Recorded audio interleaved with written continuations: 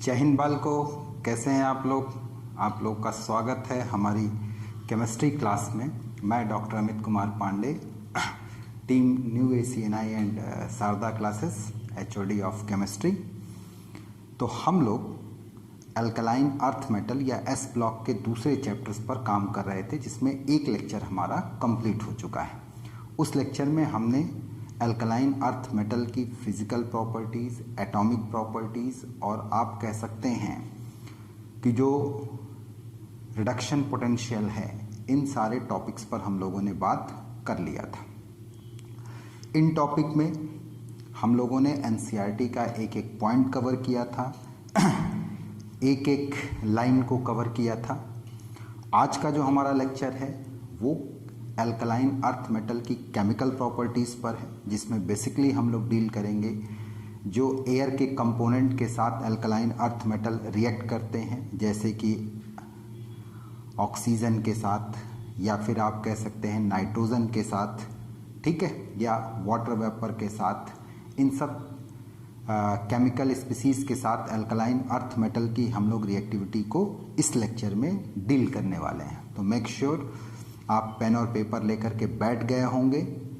आपने अपने सभी सोशल एक्टिविटी या सोशल मीडिया एक्टिविटीज़ को स्टॉप कर दिया होगा। लेक्चर को केयरफुली कम से कम आप 2 से 3 बार सुनेंगे, उसके बाद आप नोट्स बनाएंगे और रिवीजन के लिए इसी लेक्चर को फास्ट मोड पर अगर आप चला देंगे तो आपका एक बार रिवीजन हो जाएगा। आज का लेक्चर बड़ा ही इम्पॉर्टेंट है। आप शुरू से लेकर के आखिर तक वीडियो पे बने रहिए और इन्जॉय करिए। यदि आप हमारे चैनल पर नए हैं तो सब्सक्राइब कर लीजिए, ताकि नए वीडियो आप तक लगातार बिना डिले हुए पहुंचते रहें। और अगर पुराने हैं तो निश्चित तौर पर आप लाइक बटन को प्रेस करें, ताकि उससे आपकी प्रेजेंस अवेलेबल हो जाए कि हाँ, आप हमारे वीडियो को लगातार देख रहे हैं। किसी तरीके का कोई सजेशन हो तो ज़रूर आप हम तक भेजें, ठीक है। तो चलिए अब हम लोग कनेक्ट करते हैं, एक दूसरे को कनेक्ट होते हैं और कनेक्ट होने के बाद शुरू करते हैं। Let's start.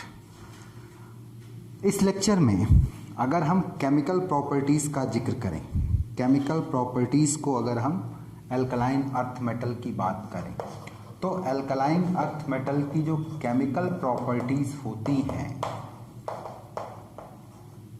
Alkaline earth metal less reactive माने जाते हैं, किससे? Corresponding alkali metals. और उसका रीज़न 2 है। पहला रीज़न कि अल्कलाइन अर्थ मेटल में जो आयोनाइजेशन एनर्जी की वैल्यू होती है, जो सम होता है फर्स्ट और सेकंड का, वो बहुत ज़्यादा होता है as compared to alkali metal में मौजूद पहली आयोनाइजेशन एनर्जी की तुलना में। पहला रीज़न। दूसरा रीज़न, अगर आप इसके रिडक्शन पोटेंशियल को देखेंगे, स्टैंडर्ड रिडक्शन पोटेंशियल को देखेंगे, तो अल्कलाइन अर्थ मेटल में ये रिडक्शन पोटेंशियल आपका ज़्यादा आता है एज कंपेयर टू किसके? एल्कली मेटल के। ये ज़्यादा आता है और ये कम आता है। And you know that reduction potential जितना कम होगा, रिएक्टिविटी उतनी क्या होगी? आपकी ज़्यादा होगी। तो एल्कली मेटल के केस में ये दोनों ही फैक्टर सपोर्ट करते हैं ज़्यादा रिएक्टिविटी को लेकर के, और अल्कलाइन अर्थ मेटल के केस में ये दोनों ही फैक्टर अपोज करते हैं इसकी ज़्यादा रिएक्टिविटी को, यानी इसकी रिएक्टिविटी कम रहती है। इस चीज़ को लेकर के बात करें तो अगर कोई कहता है कि alkaline earth metal less reactive होते हैं एल्कली मेटल से, तो उसके 2 रीज़न दे दीजिए। एक तो इसकी ओवरऑल आयोनाइजेशन एनर्जी ज़्यादा होती है, ज़्यादा होने से इलेक्ट्रॉन लूज करने की टेंडेंसी कम होगी और रिएक्टिविटी भी कम हो जाएगी। दूसरा, इसका स्टैंडर्ड रिडक्शन पोटेंशियल जो होता है वो ज़्यादा होता है, किससे? आपका एल्कली मेटल से, यानी सॉल्यूशन में भी इलेक्ट्रॉन लूज करने की टेंडेंसी इसकी कम हो जाएगी, और इलेक्ट्रॉन लूज करने की टेंडेंसी कम है तो रिएक्टिविटी भी कम है। चलेगा? चलिए, तो अब इसके बाद डील करते हैं अगली प्रॉपर्टी कि अल्कलाइन अर्थ मेटल एयर के कंपोनेंट के साथ ऑक्सीजन, नाइट्रोजन, वाटर वेपर, इनके साथ जो कंपाउंड बनाते हैं, कहने का मतलब ऑक्साइड है, हाइड्रोक्साइड है और नाइट्राइड है, उसके लिए इनकी रिएक्टिविटी कैसे है, स्टेबिलिटी कैसे है, वाटर सॉल्युबिलिटी कैसे है, तो इन सब पॉइंट पर हम लोग बात करेंगे। तो सबसे पहले हम लोग बात करते हैं एल्कलाइन अर्थ मेटल ऑक्साइड्स की। चलिए, अब अगर हम लोग एल्कलाइन अर्थ मेटल ऑक्साइड्स की बात करें, इनकी बात करें, तो एल्कलाइन अर्थ मेटल जो होते हैं यानी कि बेरिलियम, मैग्नीशियम, कैल्शियम, स्ट्रांसियम और बेरियम। रेडियम रेडियो एक्टिव होता है, इसलिए उसकी बहुत ज़्यादा बात नहीं करेंगे। तो ये सभी एल्कलाइन अर्थ मेटल ऑक्सीजन के साथ रिएक्ट करके मोनो ऑक्साइड और परऑक्साइड बनाते हैं। ये सुपर ऑक्साइड नहीं बनाते। न बनाने का रीज़न ये है कि इनका इलेक्ट्रोपॉजिटिव कैरेक्टर जो होता है वो एल्कली मेटल से कम होता है। तो जब इनका इलेक्ट्रोपॉजिटिव कैरेक्टर एल्कली मेटल से कम होगा तो ये सुपर ऑक्साइड नहीं बनाएंगे। ये मुख्यतः ऑक्साइड और परऑक्साइड तक ही सीमित रहते हैं।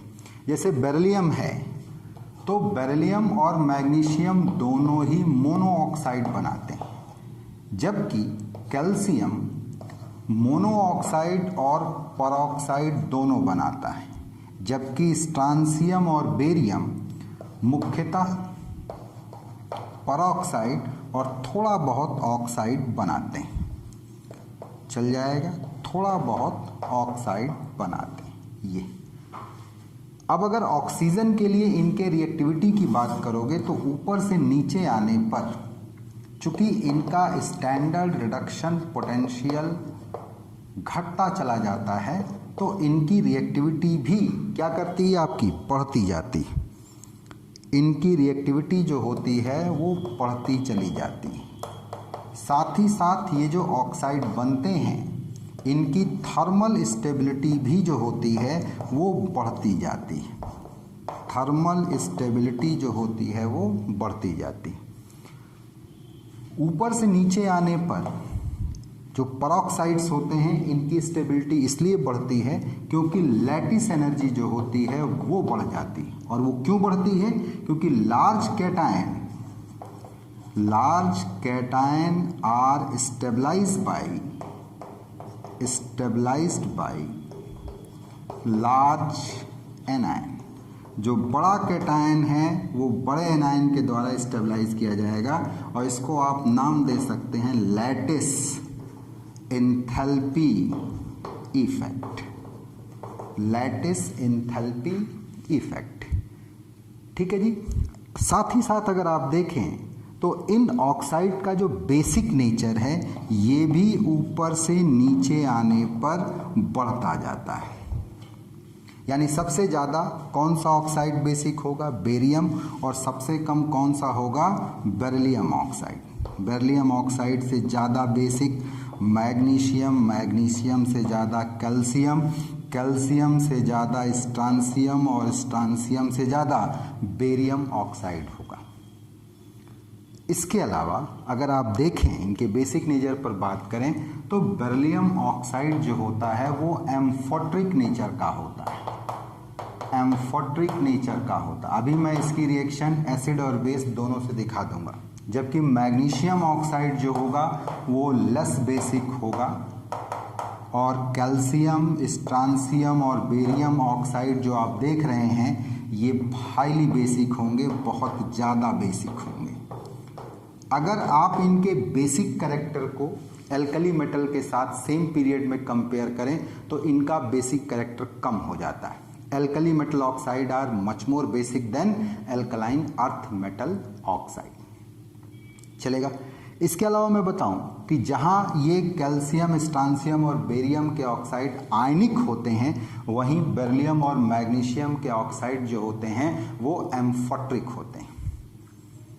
एम्फोट्रिक कह रहे हैं, कोवलेंट होते हैं। रीज़न होता है कि इनमें मेटल एटम का साइज छोटा होता है और चार्ज ज़्यादा है, तो इनकी पोलराइजिंग पावर भी क्या होती है, आपकी ज़्यादा होती है। ज़्यादा पोलराइजिंग पावर होने की वजह से ये आयनिक बॉन्ड में कौन सा कैरेक्टर ले आते हैं, कोवलेंट कैरेक्टर को ले आते हैं। जैसे एल्कली अर्थ मेटल में आपके पास में पैरामैग्नेटिक और डायामैग्नेटिक दोनों प्रकार के ऑक्साइड बने थे। पैरामैग्नेटिक सुपर ऑक्साइड थे और डायामैग्नेटिक जो है वो आपके ऑक्साइड और परऑक्साइड थे। लेकिन एल्कलाइन अर्थ मेटल के केस में चूंकि ऑक्साइड और परऑक्साइड ही बनते हैं, नतीजा ये सभी प्रकार के ऑक्सीजन कंपाउंड जो हैं वो डायामैग्नेटिक होंगे और कलरलेस नेचर के होते हैं। जबकि वहाँ सुपर ऑक्साइड कैसे थे? पैरामैग्नेटिक और कलर्ड नेचर के थे। लेकिन यहाँ सब कैसे होंगे? डायामैग्नेटिक और कलरलेस नेचर के होंगे। चल जाएगी बात को आगे की तरफ बढ़ाते हैं। अगर हम बात को आगे की तरफ बढ़ाते हैं तो हमने ये कहा कि बेरिलियम ऑक्साइड और मैग्नीशियम ऑक्साइड कोवलेंट होते हैं, जिसमें कि बेरिलियम ऑक्साइड एम्फोट्रिक होता है जबकि मैग्नीशियम ऑक्साइड बहुत ही लेस बेसिक होता है। तो ये अगर एम्फोट्रिक है तो इस बात को हम इसकी केमिकल रिएक्शन से दिखा सकते हैं। बेरिलियम ऑक्साइड HCl के साथ रिएक्ट करके बेरिलियम क्लोराइड और वाटर देगा। ये यहाँ HCl एसिड है तो ये बेस का काम कर रहा है। और यही अगर हम NaOH के साथ इसका रिएक्शन करा दें तो ये सोडियम बेराइलेट बनाता है, Na2BeO2, और साथ में क्या बन जाएगा आपका? वाटर। चलेगा? साथ में वाटर बन जाएगा।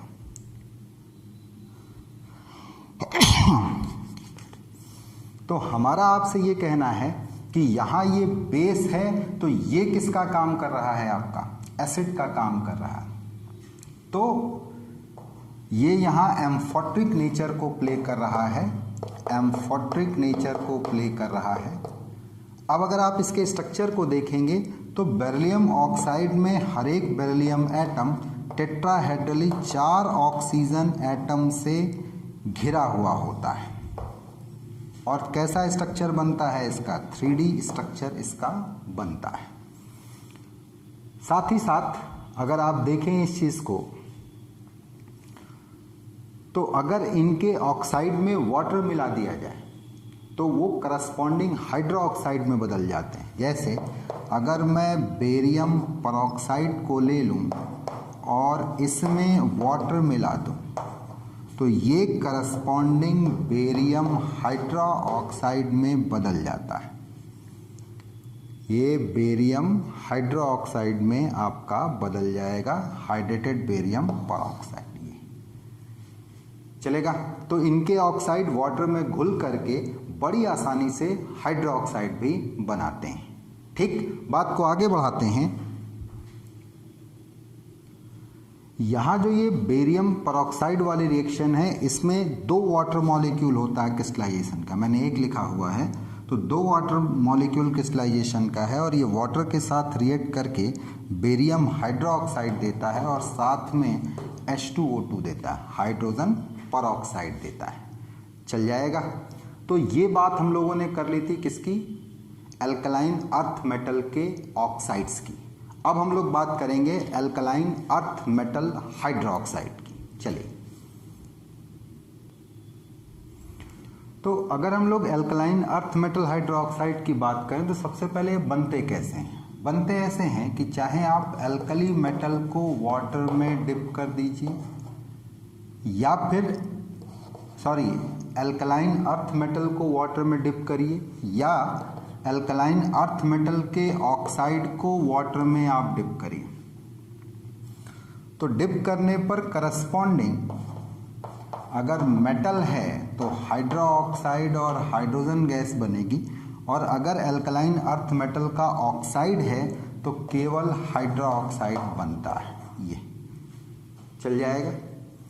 तो ये जो alkaline earth metal hydro oxides होते हैं ये सब के सब आप देखेंगे तो बड़ी आसानी से रिएक्शन करके ये हाइड्रो ऑक्साइड बनते हैं।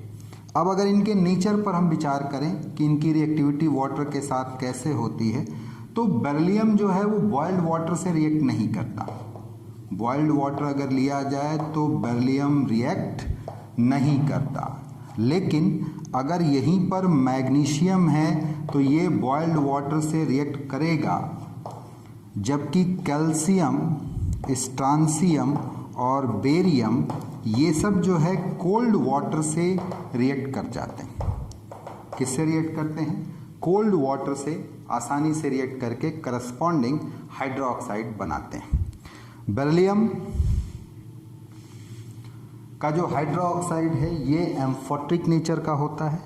मैग्नीशियम का जो हाइड्रोक्साइड है वो बहुत ही कम बेसिक होता है, जबकि कैल्शियम, स्ट्रांसियम और बेरियम के हाइड्रोक्साइड ठीक ठाक बेसिक होते हैं। आप देखेंगे तो बेरिलियम हाइड्रोक्साइड एम्फोट्रिक नेचर का है।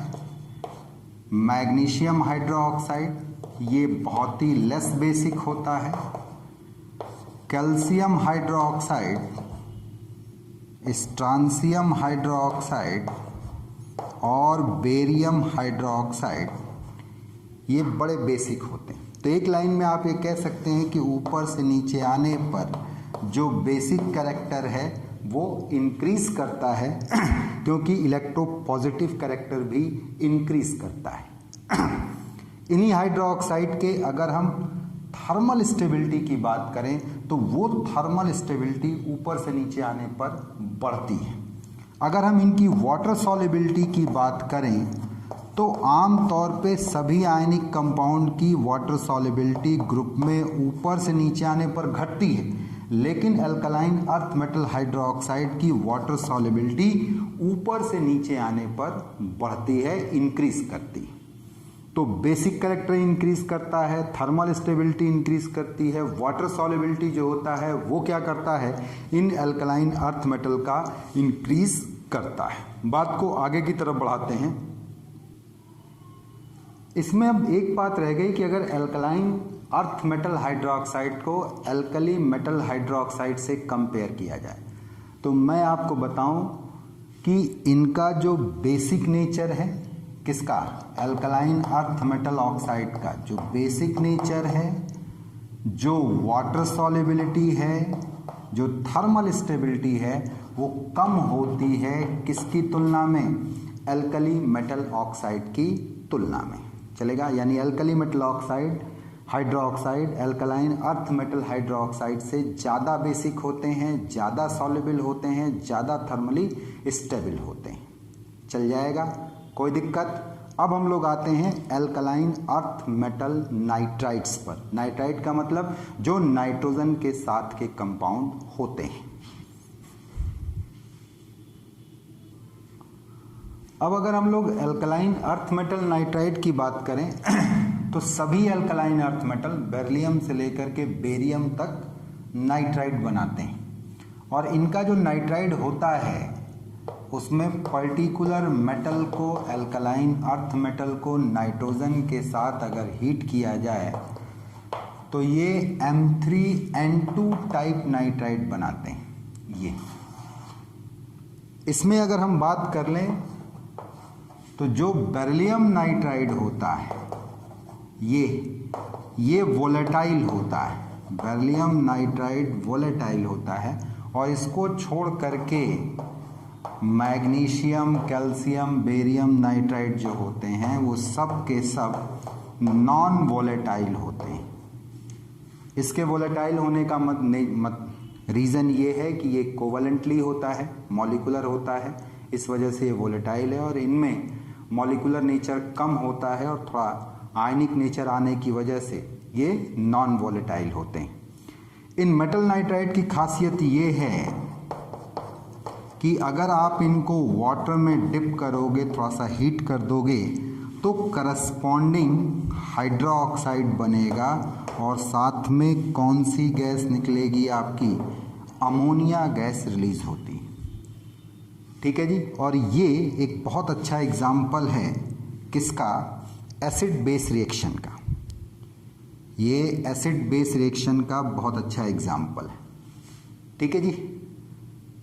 अगर आप अल्कली मेटल नाइट्राइड से अल्कलाइन अर्थ मेटल नाइट्राइड को कंपेयर करो तो आपको सिर्फ ये ध्यान रखना है कि अल्कली मेटल में केवल लिथियम ही ऐसा था जो नाइट्रोजन के साथ नाइट्राइड बनाता था, और इसके पीछे रीज़न ये था कि लिथियम डायगोनल रिलेशनशिप शो करता था किसके साथ, मैग्नीशियम के साथ। बाकी के जो अल्कली मेटल हैं ये ये नाइट्राइड का फॉर्मेशन नहीं करते थे। सोडियम, पोटेशियम, रुबिडियम, सीजियम, ये सब जो है ये नाइट्राइड नहीं बनाते थे, केवल लिथियम नाइट्राइड बनाता था। जबकि एल्कलाइन अर्थ मेटल में सभी मेंबर किसका फॉर्मेशन करते हैं? नाइट्राइड का फॉर्मेशन करते हैं। चलेगा। अब हम लोग आते हैं नेक्स्ट टॉपिक पर, एल्कलाइन अर्थ मेटल कार्बाइड्स पर।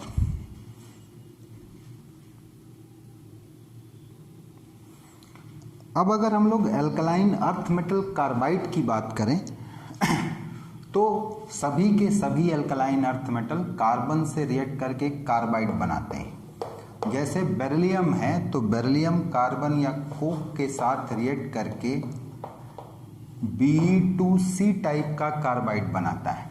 लेकिन बेरिलियम को छोड़ करके बाकी के जितने हैं, मैग्नीशियम, कैल्शियम, स्ट्रांसियम या बेरियम, ये सब कार्बन के साथ रिएक्ट करके Mgc2 टाइप कार्बाइड बनाते हैं। Mgc2 टाइप कार्बाइड बनाते हैं।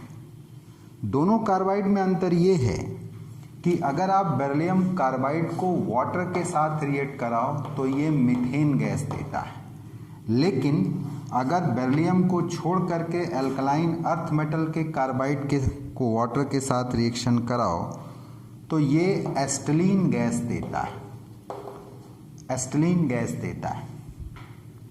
तो इससे हम बेरिलियम कार्बाइड के स्ट्रक्चर का अंदाजा लगाते हैं कि बेरिलियम कार्बाइड B+2 और C-4 आयन रखता है ऐसे, और इसके अंदर कौन सा कैरेक्टर होता है बाल को? Covalent character. लेकिन यही अगर मैग्नीशियम, कैल्शियम, स्ट्रांसियम या बेरियम का कार्बाइड है तो वो एस्टेलाइड कहलाता है। खास बात और होती है कि जो Mc2 टाइप कार्बाइड होते हैं, ये कार्बाइड का स्ट्रक्चर NaCl टाइप होता है, यानी कि जहाँ सोडियम आयन रखा जाएगा वहाँ इन कार्बाइड का डाइवेलेंट कैटायन होगा, और जहाँ एनायन, क्लोराइड आयन रखा जाएगा वहाँ इन कार्बाइड का एसिटिलाइड आयन मौजूद होगा। चलेगा। अब अगर मैं आपसे कहूँ कि ये जो एसिटिलाइड आयन है, ये जो एसिटिलाइड आयन होता है ये डायमैग्नेटिक और कलरलेस होता है। साथ ही साथ मॉलिक्यूलर ऑर्बिटल थ्योरी से अगर आप देखें ये, तो इसका बॉन्ड ऑर्डर आपका 3 आएगा, साथ में अनपेयर्ड इलेक्ट्रॉन 0 होंगे, और बाई नेचर कैसा होगा? डायमैग्नेटिक। बॉन्ड ऑर्डर 3 आने का मतलब इसमें 1 सिग्मा और कितने पाई मौजूद हैं? 2 पाई मौजूद हैं। यहाँ पर कैटायन और एनायन के बीच में आयनिक बॉन्ड होगा। इसका अगर आप स्ट्रक्चर देखेंगे तो ऐसे स्ट्रक्चर दिखाई पड़ेगा। हाँ, एक बात और है कि अगर इन्हीं कार्बाइड को मैग्नीशियम, कैल्शियम, स्ट्रांसियम, बेरियम, इनके कार्बाइड को अगर हीट कर दिया जाए और अधिक टेम्परेचर पर, सपोज करिए मैंने ये मैग्नीशियम कार्बाइड लिया और इसको और हीट किया, तो हीट करने पर ये एलिनाइड में कन्वर्ट हो जाता है, Mg2C3 टाइप। एलिनाइड जो होते हैं इनमें भी आप अगर देखेंगे तो 2 मैग्नीशियम आयन और ये C3-4 आयन, और यहाँ कौन सा बॉन्ड होता है? Ionic bond. एलिनाइड कहने के पीछे, प्रोपिनाइड कहने के पीछे रीज़न ये होता है कि इनका स्ट्रक्चर अगर आप देखें तो ये 2 प्रकार के स्ट्रक्चर को शो करते हैं। एक तो ये स्ट्रक्चर, और दूसरा इसी का एक रेजोनेटिंग स्ट्रक्चर आप ये बना सकते हैं। ठीक है। तो जब ये वाटर में जाएगा, ये एनायन वाटर में जब जाएंगे तो करस्पॉन्डिंग एलीन बना सकते हैं ऐसे, और ये प्रोपाइन बना देगा ऐसे। इसीलिए इसका नाम एलिनाइट इसकी वजह से, प्रोपिनाइड इसकी वजह से पड़ता है। लेकिन कब, जो ये कार्बाइड बनते हैं इनको फर्दर हीट किया जाए तब। ये कार्बाइड क्या है? एसीटलाइड। क्यों एसिटाइड? क्योंकि ये वाटर में जाने पर एसिटिलीन गैस देगा। हाँ जी, वही एसिटिलीन गैस जो ब्लू फ्लेम के साथ जलती है, लोहे को काटने और पिघलाने के काम में आती है, वेल्डिंग के काम में आती है। और यहाँ पर ये कंपाउंड जो होगा वो एलिनाइड कहलाएगा या प्रोपिनाइड कहलाता है। हाँ, अगर ये बेरिलियम का है तो याद रहे ये मैथनाइड्स कहलाता है। क्या कहलाता है? मैथनाइड्स। क्यों कहलाता है? क्योंकि वाटर में जाने पर ये कौन सी गैस रिलीज करेगा? मीथेन गैस को रिलीज करेगा। ठीक है जी, बात को आगे की तरफ बढ़ाते हैं।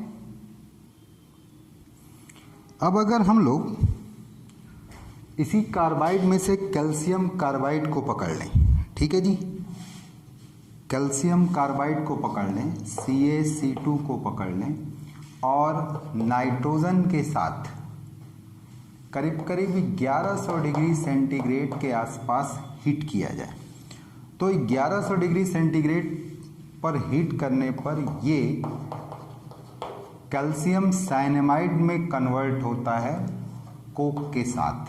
ये मिक्सचर बड़ा अच्छा फर्टिलाइजर का काम करता है, जिसे हम लोग नाइट्रोलिन कहते हैं।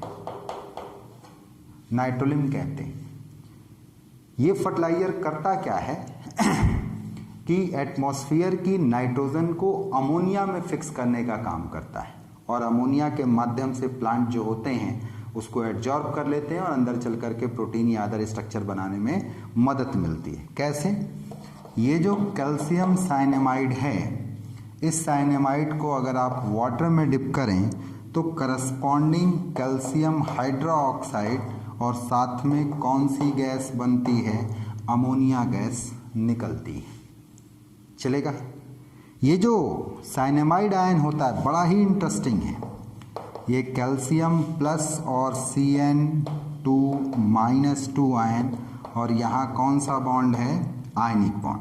तो ये जो साइनेमाइड आयन होता है ये आइसो इलेक्ट्रॉनिक, आइसो स्ट्रक्चरल होता है। किसके?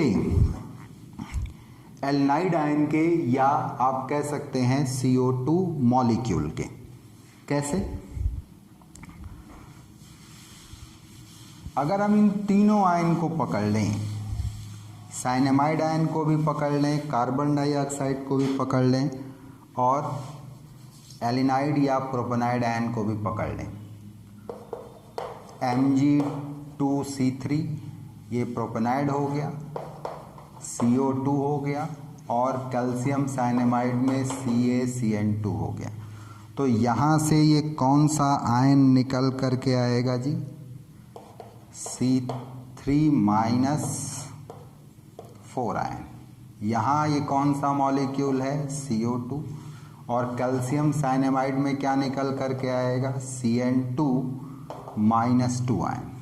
अब इनके स्ट्रक्चर देख लो, तो इसका स्ट्रक्चर कुछ यूं दिखाई पड़ेगा। CO2 का स्ट्रक्चर देख लो, लीनियर है,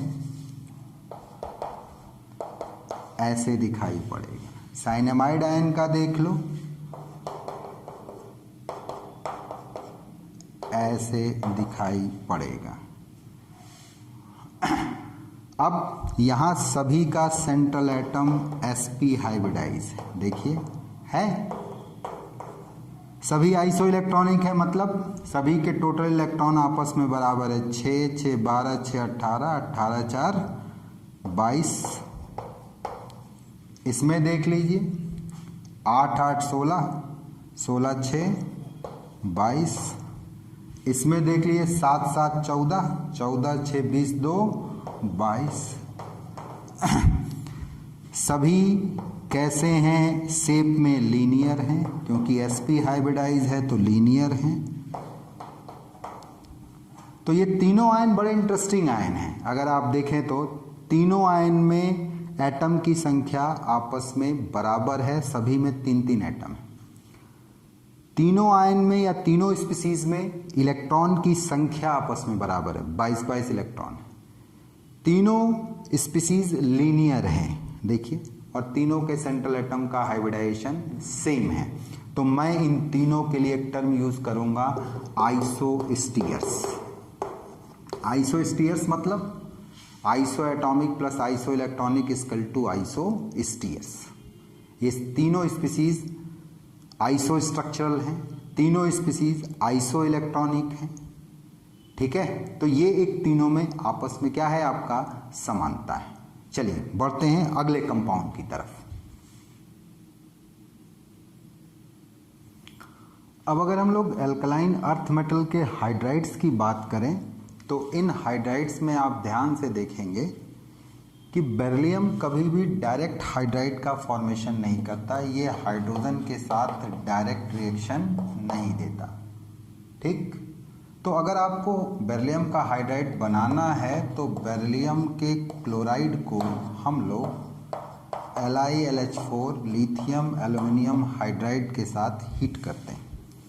हीट करने पर हमारा बेरिलियम हाइड्राइड बनता है लिथियम क्लोराइड और AlCl3 बनेगा ऐसे।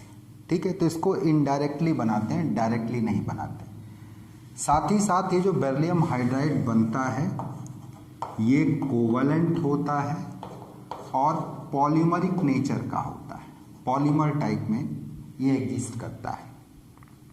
जबकि यहीं अगर बेरिलियम को छोड़ करके हम बाकी के हाइड्राइड की बात कर लें, जैसे मैग्नीशियम या कैल्शियम, स्ट्रांसियम, बेरियम, तो ये सभी डायरेक्ट हाइड्राइड बनाते हैं। ये सभी डायरेक्ट हाइड्राइड बनाते हैं और इन हाइड्राइड की एक खासियत होती है कि कैल्शियम, स्ट्रांसियम और बेरियम के हाइड्राइड तो आयनिक नेचर का होता है। मैग्नीशियम हाइड्राइड जो होता है वो पार्शियली कोवलेंट होता है, इसमें थोड़ा सा कोवलेंट कैरेक्टर पाया जाता है। तो आप ये कहेंगे कि ये पार्शियली कोवलेंट होगा और बाकी कैल्शियम, स्ट्रांसियम और बेरियम के अगर हाइड्राइड हैं तो ये बाई नेचर कैसे होंगे, आयनिक होते हैं। थोड़ा सा स्ट्रक्चर की अगर हम बात कर लें तो बेरिलियम हाइड्राइड जो होता है स्पेशल टाइप की बॉन्डिंग को रखता है, जिसे हम लोग बनाना बॉन्ड कहते हैं, टाउ बॉन्ड कहते हैं या 3 सेंटर 2 इलेक्ट्रॉन बॉन्ड कहते हैं। ये इस तरीके से देखने में लगेगा आपको। ये बेरिलियम है, एक हाइड्रोजन, ये दूसरा हाइड्रोजन, ये बेरिलियम है और यहाँ पर आपका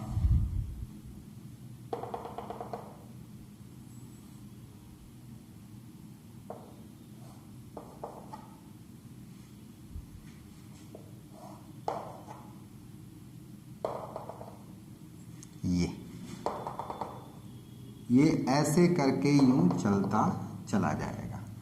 ठीक है जी, तो ये 2D स्ट्रक्चर होता है। ये स्ट्रक्चर जो होता है वो 2D स्ट्रक्चर होता है यहाँ पर। और ये जो बॉन्ड आपको देखने के लिए मिल रहा है, ये बॉन्ड, ये तो ये बॉन्ड जो होता है 3 सेंटर 2 इलेक्ट्रॉन बॉन्ड होता है, जिसे हम लोग बनाना बॉन्ड के नाम से या टाउ बॉन्ड के नाम से जानते हैं। चलेगा? तो एक ने कहा कि सर जो बेरिलियम क्लोराइड का स्ट्रक्चर होगा, पॉलीमरिक स्ट्रक्चर जो होता है, और जो बेरिलियम हाइड्राइड का पॉलीमरिक स्ट्रक्चर होता है, क्या दोनों एक जैसा होता है? मैंने कहा नहीं, दोनों की बॉन्डिंग में अंतर है। यहाँ ये स्ट्रक्चर आप बेरिलियम हाइड्राइड का बोलेंगे। हाँ, अगर यही बेरिलियम क्लोराइड का स्ट्रक्चर है तो उसमें क्लोरीन ब्रिज पाया जाता है। बेरिलियम क्लोराइड में क्लोरीन ब्रिज पाया जाता है ऐसे।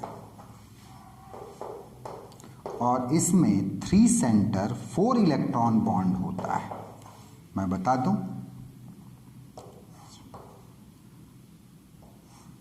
ये लोन पेयर कोऑर्डिनेट करते हैं ऐसे ऐसे, ये चलेगा। तो इसमें जो होता है, ये जो बॉन्ड बना है यहाँ पर जो आप देख रहे हैं, ये बॉन्ड है 3 सेंटर 4 इलेक्ट्रॉन, जबकि यहाँ पर देखिए 2 इलेक्ट्रॉन है। 3 सेंटर 4 इलेक्ट्रॉन बॉन्ड या इसी को आप क्लोरीन ब्रिज कहते हैं। ठीक है जी। तो ये एक अलग स्ट्रक्चर होता है और ये अलग स्ट्रक्चर होता है, दोनों में काफी अंतर है। चलेगा, बात को आगे की तरफ बढ़ाते हैं।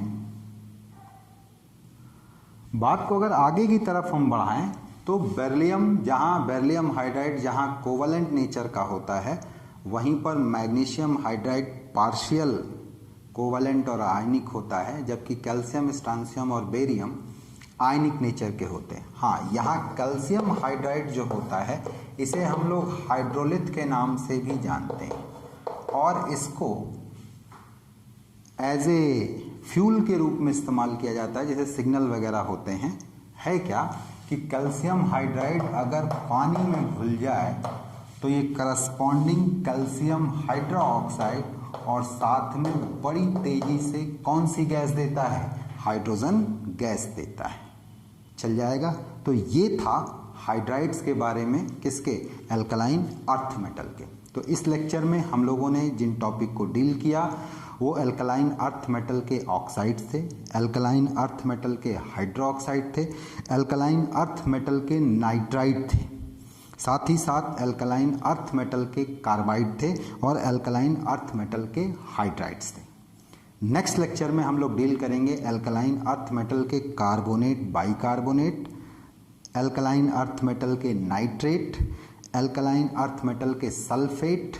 ठीक है, और जो रिड्यूसिंग पावर है एल्कलाइन अर्थ मेटल्स की, साथ में जो लिक्विड अमोनिया सोल्यूशन होता है एल्कलाइन अर्थ मेटल का, वो कैसे काम करता है, ये हम लोग अगले लेक्चर में डील करेंगे। तो आपको आज के लेक्चर में मज़ा आया होगा, आपने कुछ इंपॉर्टेंट टॉपिक्स को क्या किया है, आपका सीखा है। तो अगर आपको मज़ा आ रहा है तो कम से कम अपने फ्रेंड्स को रिकमेंड करिए। नए हैं चैनल पे तो सब्सक्राइब करिए, पुराने हैं तो लाइक बटन दबा करके हमारा कॉन्फिडेंस बनाइए। और अगर कोई बात आपको नहीं समझ में आ रही है, कम पकड़ में आ रही है, तो जिस भी सोशल मीडिया प्लेटफॉर्म से आप हमसे जुड़े हैं उसके थ्रू अपनी कंप्लेन हम तक ले आइए, ताकि हम उसको रिमूव करके चैनल को एक नई हाइट दे सकें, एक नई जगह तक पहुंचा सकें। ठीक है, तो मेरे साथ मेरे चैनल पे बने रहिए। मैं डॉक्टर अमित कुमार पांडे अगले लेक्चर में फिर आपसे मिलूंगा। आज अलविदा, इतना ही। जय हिंद।